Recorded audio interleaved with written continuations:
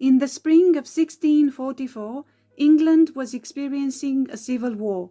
Queen Henrietta Maria left Oxford when the town was threatened by the Parliament's forces. Her husband, King Charles I, had implored his wife to seek refuge somewhere else. The Queen chose to go to Exeter, where she arrived on the 1st of May. Exactly when she needed to be in a good physical condition, her health was failing. Worried about his wife's condition, the king asked his doctor to hurry to Exeter to help the Queen, who was expecting a child. Their daughter, Princess Henrietta, was born on the 16th of June. Less than 2 weeks later, the Parliament's forces were advancing towards Exeter. Falling into the hands of the enemy was unthinkable to the Queen.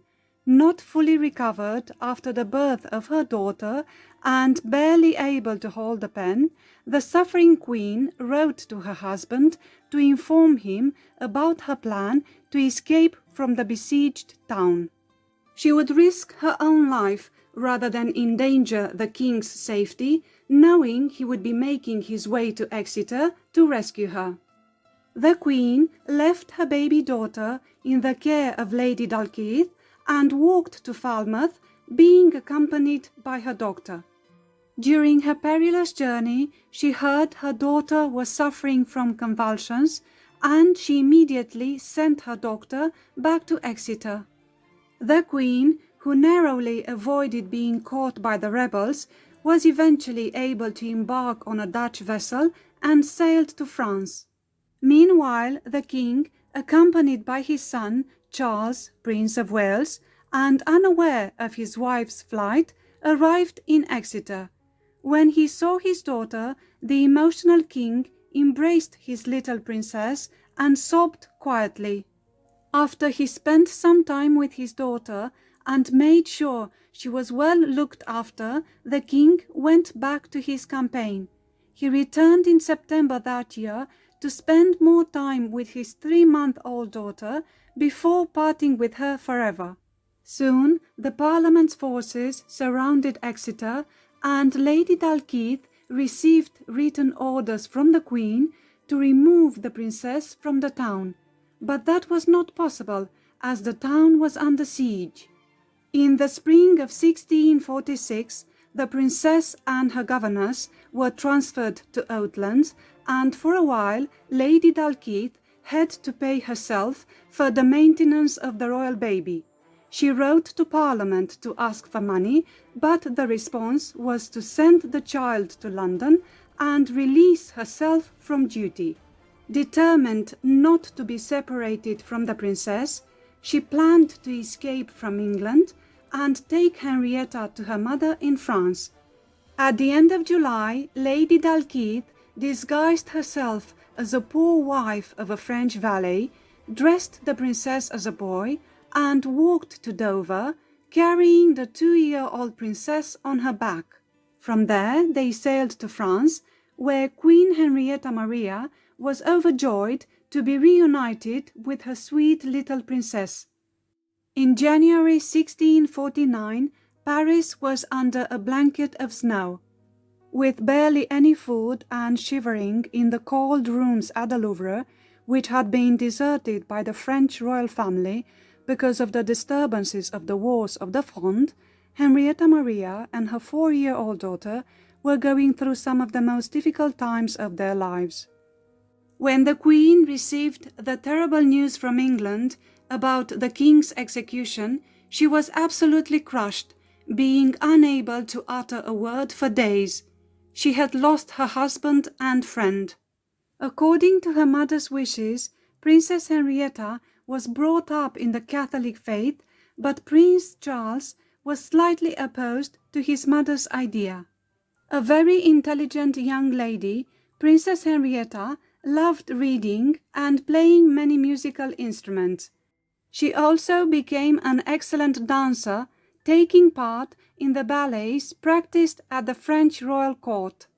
When Henrietta was 15, her mother hoped that her daughter could be chosen as a wife to the King of France, but Anne of Austria, the Queen Mother, selected her own niece, Maria Theresa of Spain, as a consort for her son Louis XIV. The king's brother Philip seemed to be interested. After failing to charm his cousin, the Grand Mademoiselle, he then turned his attention to the English princess, whose mother seemed genuinely pleased about the prospect of such a union.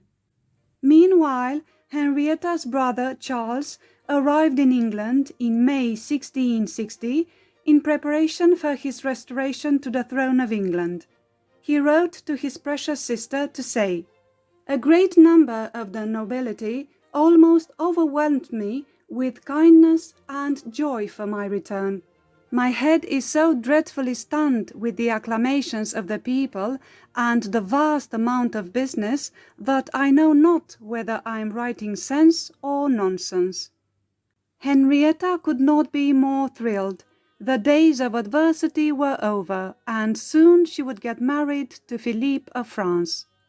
As soon as the marriage was accepted by King Charles II, the young princess and her mother travelled to England to settle all the formalities of the marriage and secure a dowry for Henrietta. King Charles was overjoyed to welcome them at Dover. Their return to England was an emotional one. More than 15 years before, they had left the country in very difficult and unroyal circumstances. A banquet was held at Dover Castle, where the royal family spent the night, and from there they travelled to the Palace of Whitehall in London. People gathered at the palace gates to see Princess Henrietta, parties were given in her honour, and the whole country fell in love with her.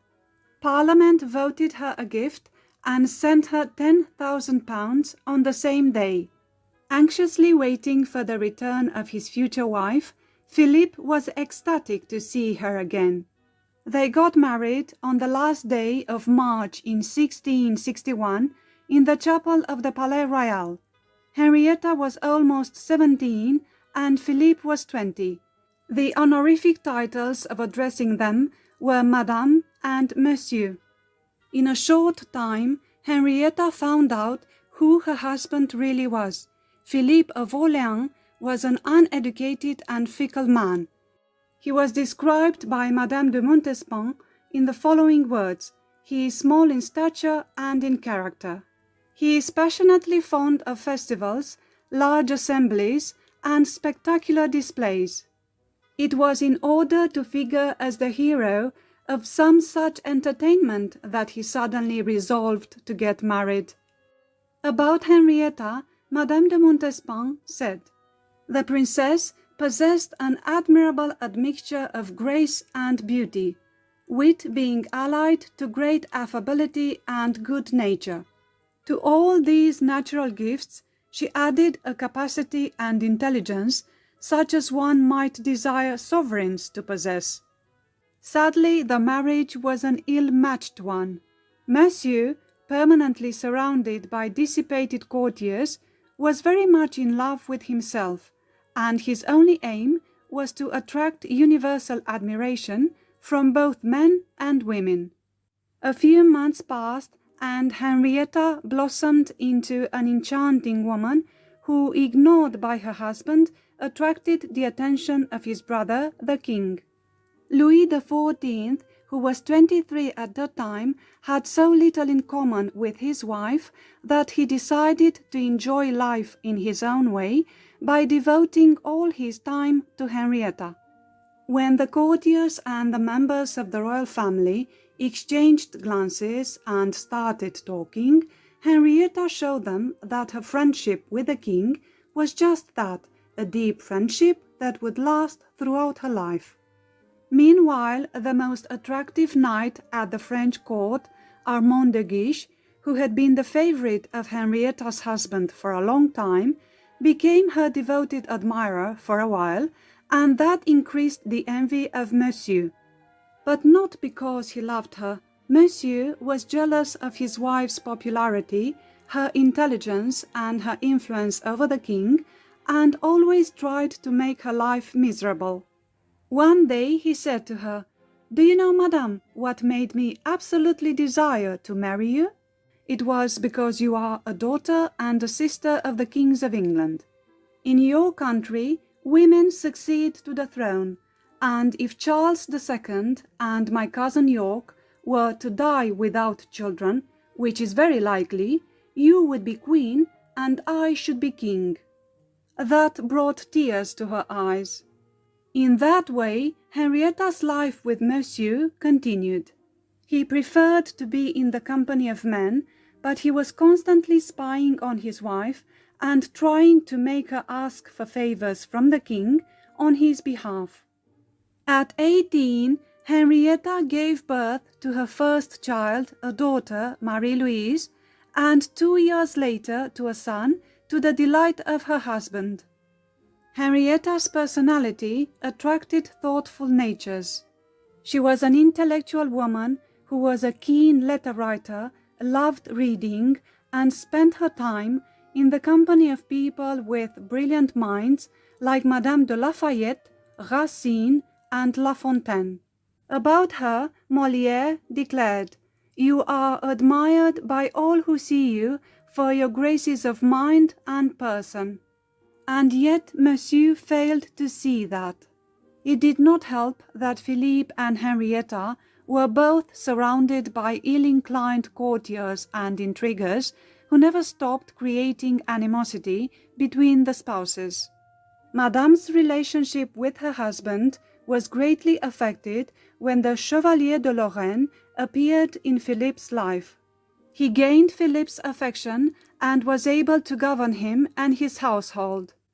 At the end of 1666, the couple's only son died at the age of 2. The mother was overwhelmed with grief, but Monsieur seemed distressed for only a couple of days.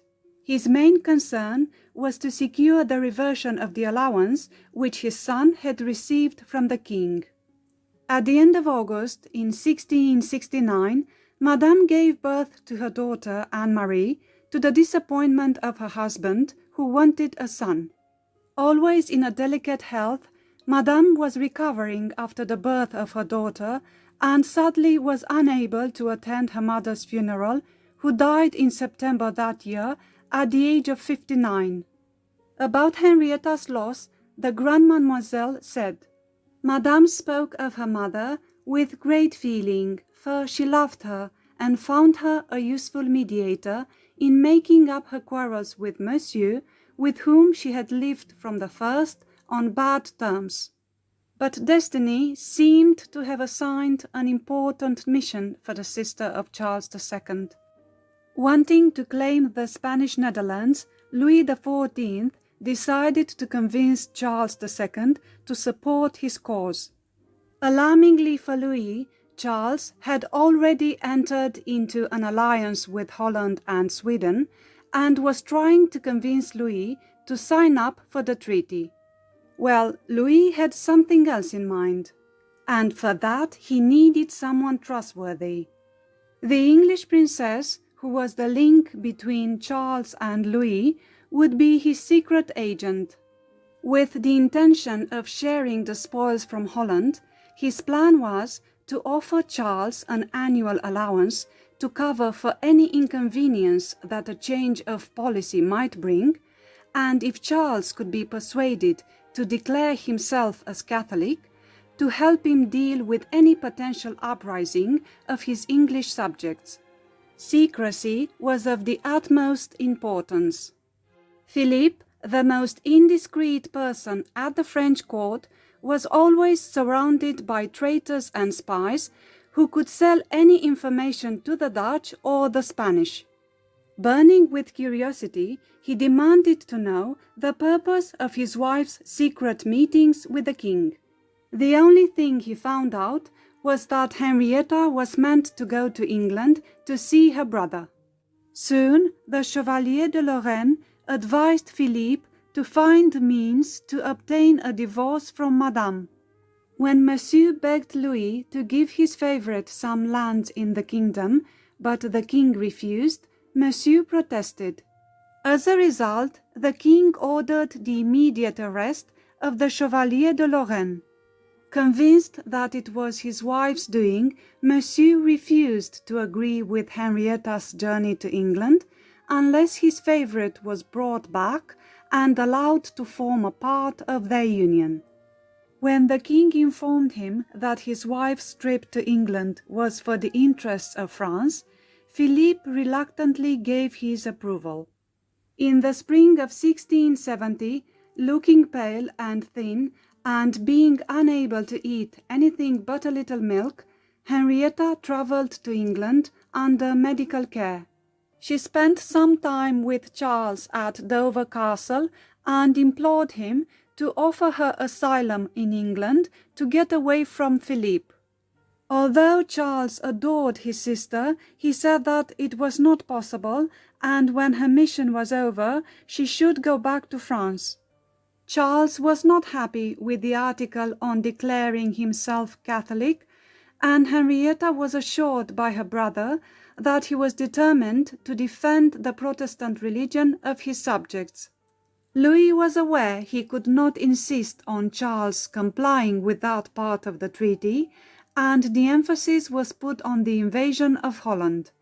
Charles signed the treaty on the 1st of June 1670. Henrietta's diplomatic mission had been successfully carried out. 2 weeks later, with tears streaming down her face, Henrietta said goodbye to Charles and the Duke of York and left England. On the 29th of June, she was in her apartments spending the afternoon in the company of her husband and her friend, Madame de Lafayette. She asked for a glass of chicory water, and after drinking it, she complained of unbearable pain in her side and the pit of her stomach. Henrietta thought maybe one bottle could have been mistaken for one another, and she had been poisoned. Her most attached servant said that she had mixed the chicory water and drank it out of the same cup in Madame's presence without any bad effects. Different remedies were tried, but to no help. The unfortunate princess was dying. In tears, Henrietta whispered to her husband, "You have long ceased to love me, but that is unjust. I have never been untrue to you." Monsieur appeared moved by her words. Trying to comfort her, King Louis burst into tears. She had the strength to tell him she had been his truest servant. Her last thoughts were about her brother Charles. In regard to his intention to join France against Holland, she asked the English ambassador to pass on her message to Charles, saying, "Tell my brother I never persuaded him to it out of my own interest, or to be more considered in this country, but because I thought it to his honour and advantage. For I always loved him, above all things in the world, and have no regret to leave it, but because I leave him." Henrietta died on the following morning. She was only 26 years old. Although her husband had cried and shown compassion for Henrietta during the last hours of her life, after her passing he rushed to seize all her papers, letters, jewels, and money. Deeply troubled by the fact that Henrietta met her end thinking that she had been poisoned, the king ordered an investigation to find out if his brother had any involvement in the matter. Monsieur declared he was innocent. In the presence of the English ambassador, an English surgeon established that Henrietta had died from natural causes. After some time, it was confirmed that the cause was acute peritonitis. King Louis wrote a letter to Charles to express his profound sadness. Charles was overwhelmed with grief and wept much. He had lost his dear, dear sister, as he liked to call her. The papers which Monsieur had seized were the confidential letters of Charles to his sister. When Charles heard about his sister's death, he sent a letter to Louis begging him to take possession of Henrietta's private papers. The French king ordered his brother to give up the letters without any delay. Monsieur did so, but not before he had tried to decipher them. Sadly, Henrietta of England had a tragic life, like many other members of the Stuart dynasty.